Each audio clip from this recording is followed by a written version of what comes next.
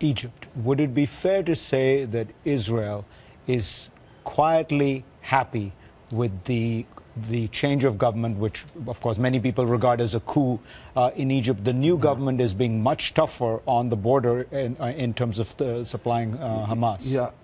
You know, I don't think that we are really a major player in this. It's a dramatic development for the Egyptian people, for the whole Middle East, the Arab peoples. Israel is not a central focal point of this. Israel... well, you have the border with Gaza, and this government has been better than Morsi's government, right?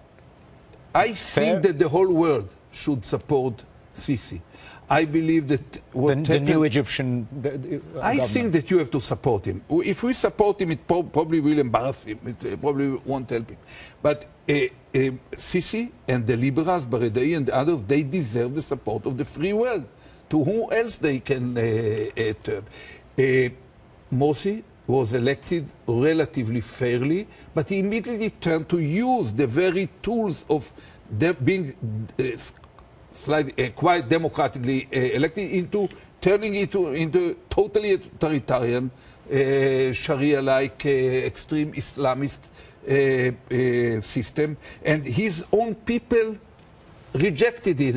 And you were the ones who always, unfortunately, the contradiction of your policies. You support for decades autocrats, moderate Sunnite autocrats, but the moment that their own people stood against them, which is the real worry of any autocrat, you left them because your set of values does not allow you. But now here, it's once again, it's the people of Egypt stands against them, not Israel, not some insurgent from abroad.